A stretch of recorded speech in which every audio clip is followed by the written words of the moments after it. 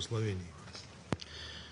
Thank you, Mr. President. I also want to thank today's briefers.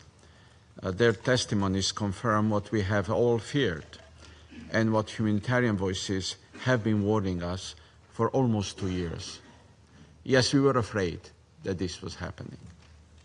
What began as a siege over 500 days ago has become a massacre. Once a fragile haven for hundreds of thousands, al-Fashir is now the epicenter of Sudan's agony. A city starved, silenced, and brutally assaulted, facing famine-like conditions, a collapsed health system, and no safe way out. I make 3 points. First, Slovenia strongly, in the strongest terms, condemns the reported atrocities committed by RSF in al-Fashir and Baras city.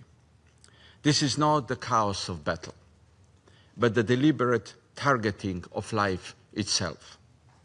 Summary executions of civilians, people attacked solely for their ethnicity, and hospitals turned into killing grounds. The assault on the Saudi maternity hospital, where hundreds were reportedly killed, stands as a horrific symbol of this moral collapse.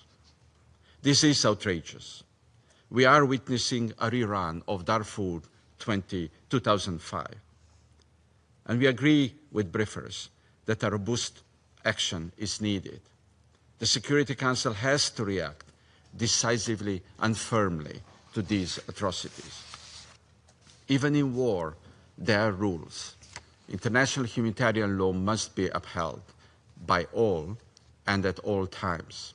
Civilians must be granted safe passage out of al-Fashir, and humanitarian assistance must reach those whose survival now hangs by a thread.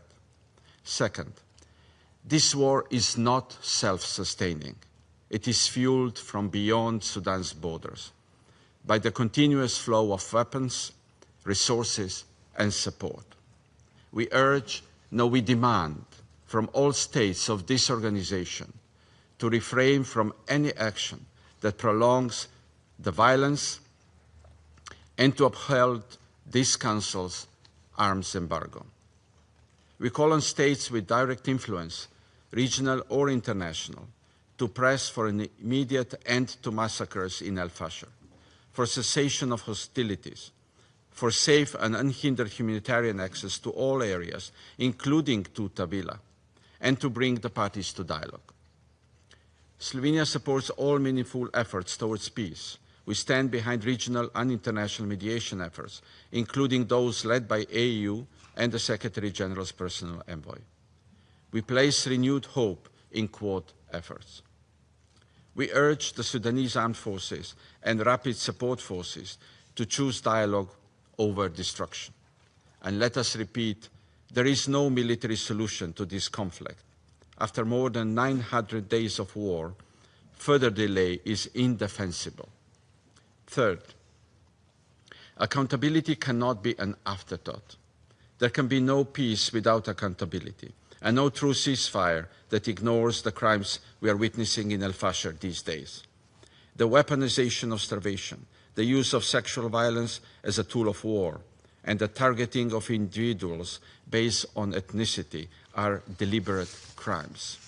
Those who commit, those who command, and those who arm and enable such atrocities must face justice. Impunity has been the fuel of Sudan's agony. Justice must become its turning point. Mr. President, in conclusion, I wish to take a moment to pay tribute to Sudanese civil society and humanitarian responders. It is difficult to find words that capture the magnitude of their sacrifice. Where international actors have been denied access, local responders, including the emergency response rooms, have become the lifeline of countless communities. Many of those delivering aid in Sudan do so without recognition, without resources, and without protection. Too many have paid the ultimate price, even in recent days. We honor their memory. Their courage must not be met with silence, nor their sacrifice with indifference. Humanitarians must never be targets. I thank you. Я благодарю представителя Словении за его выступление. Сейчас предоставляю слово представителю Франции. Merci, Monsieur le Président. Je remercie tout d'abord Madame la sous-secrétaire générale, Martha Poby, et Monsieur le secrétaire général adjoint, Monsieur Tom Fletcher, pour leur présentation qui nous alerte